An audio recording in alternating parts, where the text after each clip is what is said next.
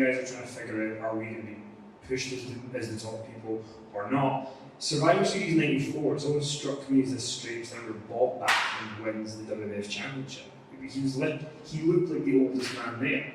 Not in a bad way, and it was. But for you, you're backstage and you guys are all trying, you're working every night, you're working hard. But I got a funny story to keep telling. So I just wondered, like, when you're backstage and you see Bob Backlund becomes the WWF champion, is there an element of, nothing against Backlund, but just kind of like, I thought we were the new generation? Without question, and it came so out of left field, because he was the maniacal, crazy Mr. Backlund. That was the first run of that. And quote the President of the United States, and just all that. It certainly, and I can't speak for anybody else, but I definitely thought, no, this is odd. Here's Brett, a wrestler's wrestler, who we were, like I said, coming over here, and the reactions that the Hitman was getting, and all that, and we just sort of seemed like we went fish out of water, and went into that, and then if you remember, pretty quickly out of that. So that was Survivor Series, and then Diesel beating in the Garden in a matter of seconds, which was the end result of, I don't really think this experiment with Mr. Backlund was working. Why they went there, boy, that's another thing. I'd have to have some good recall, but it was definitely a tone in the dressing room that Backlund being champion had nothing to do with the new generation style. You said you had a Backlund story. Real quick, because I still tell Bob this day, all the tours over here, and I mean, you talk about a ground, buses, planes, and all this.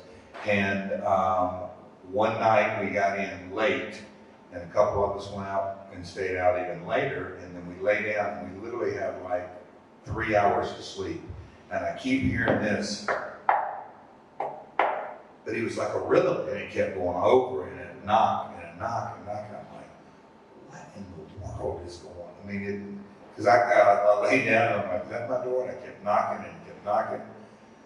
Well, anyway, finally got up, and I still heard it. Like, what the heck is going on? So I was fuzzy in and out of sleep. It's not going to be as funny when I tell it now, but it was hilarious.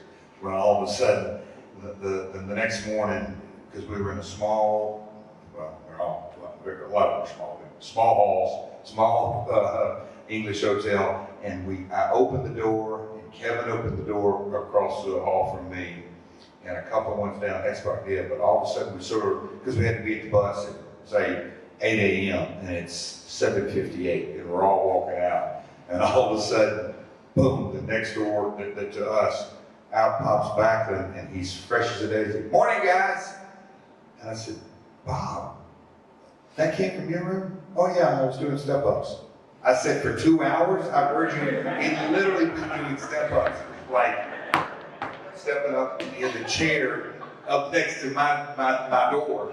That we could have had connecting rooms, and it was a rhythm going up. And Kevin, to this day, it's hilarious. Literally, Backlund is the most in shape, cardiovascular-wise, any human being that I've ever laid eyes on. And when I tell you step-ups for 2 hours, he did it. It's crazy, bizarre. He did. We were going to do a phone interview that year when it didn't pan out, and I emailed him, he emailed me back, Dear Mr. McIntosh. And it's like, yours disputably, like a word I don't even know, Mr. Backlund. Yes. So even in email, he's something. He is. I love Bob. We had him in TNA, and the guys down there, a lot of young kids at the time. I knew Bob, knew what he was about, respected the hell out of him. He when he's on camera, the cameraman, the grips, people would just from time to time, this guy is out of his freaking mind. I'm like, no, that's Bob. He's all right. So at Universal Studios, Bob would walk from the studio around in Universal in Orlando, a lot of security gates all the way. He would walk about 3.5 miles from our studio back to the hotel, and he would not take a ride. And it's 95 degrees. Mr. Backlund, and when many a time, Bob, you want to ride? No. And then, anyway, we used to joke with him and pull over and try to get in the car, and he'd just keep walking. Anyway, Bob's unique. I'll just say that. I love it, but he's super unique.